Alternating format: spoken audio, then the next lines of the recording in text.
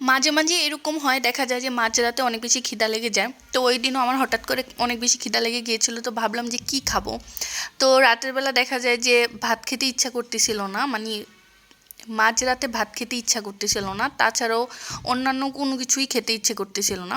তো ভাবলাম যেহেতু চিনি গুঁড়া চাল আছে এবং দুধ আছে, সেটা দিয়ে হচ্ছে একটা সিম্পল পায়েস রান্না করে নিই। তো আমি অল্প কয়েকটা চাল নিয়ে নিলাম, বেশি নেইনি। কারণ যেহেতু আমি একজন খাবো, তো বেশি রান্না করলে দেখা যায় যে বাকিটা নষ্ট হবে যদি কেউ না খায়। এজন্য হচ্ছে অল্প পরিমাণে চাল নিয়ে নিয়েছি। তারপর হচ্ছে দুধ বলক আসার পর হচ্ছে এটার মধ্যে আমি চালটা দিয়ে দিলাম। আর এখানে তেজপাতা, তারপর হচ্ছে এলাচি, দারচিনি দিয়ে দিলাম। তো আমি হচ্ছে কিশমিশ শ্যামাই বা হচ্ছে পায়েসের সাথে দিলে একদমই খেতে পারি না, বা আমার কাছে ভালো লাগে না। আর হচ্ছে বাদাম হচ্ছে কাঁচা বাদাম ছিল, ভেজে দিতে হবে, এই জন্য হচ্ছে আর কাঁচা বাদাম দেই নাই উপর দিয়ে। তো যাই হোক, কোনোভাবে হচ্ছে খিদা কমানো আর কি, কোনোভাবে নামের একটা পায়েস রান্না করে নিলাম। তো সুন্দর করে রান্না করা হয়ে গেল। তো উপর দিয়ে যদি একটু গুঁড়া দুধ ছিটিয়ে দিতাম বা হচ্ছে পাউডার মিল্ক ছিটিয়ে দিতাম, তাহলে কিন্তু এটা খেতে আরও বেশি মজা হতো। একটা কথা হচ্ছে, পায়েসের সাথে ঘি দিয়ে পায়েস রান্না করলে কিন্তু আমার সবচেয়ে বেশি ভালো লাগে। একটা সুন্দর স্মেল আসে পায়েস থেকে।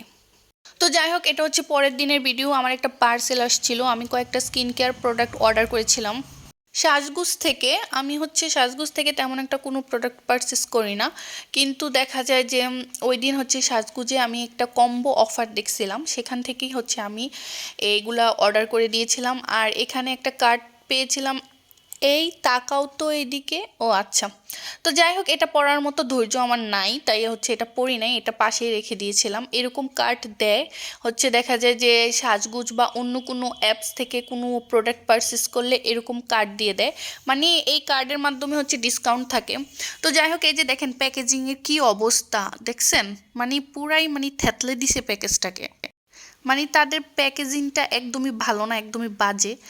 আর হচ্ছে এই যে এই সানস্ক্রিনটা নিয়ে নিলাম, যেটা হচ্ছে আমি সবসময় ইউজ করি। তো এটা একটা কম্বো ছিল, সানস্ক্রিন দেন হচ্ছে ময়শ্চারাইজার অ্যান্ড ফেস ওয়াশের। আর এই ক্রিমটা আমি ইউজ করি না, হয়তো ভুলে অর্ডার করে দিয়েছিলাম। তো যাই হোক, আমার যে সানস্ক্রিন অ্যান্ড হচ্ছে ময়শ্চারাইজার, তো এগুলো আমি রেগুলার ইউজ করি। আর এই ফেস ওয়াশটা হচ্ছে আমার স্কিনে স্যুট করেছিল, যেহেতু আমি স্কিন ক্যাফের ফেস ওয়াশ ইউজ করি, তাই হচ্ছে এই ফেস ওয়াশটা আমি আমার হাজব্যান্ডকে দিয়ে দিয়েছিলাম। আর এই ফেস ওয়াশটা কিন্তু অনেক ভালো ছিল, সব ধরনের স্কিনে এটা স্যুট করে।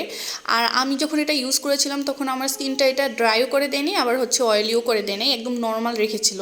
আমার হাজব্যান্ডের স্কিন টাইপও আমার স্কিন টাইপ, তো ওর স্কিনও কিন্তু খুব সুন্দরভাবে ফেস ওয়াশটা স্যুট করেছিল। আজকের ভিডিওটি এই পর্যন্তই। সবাই ভালো থাকবেন, সুস্থ থাকবেন, টাটা, বাই বাই, আল্লাহ হাফেজ।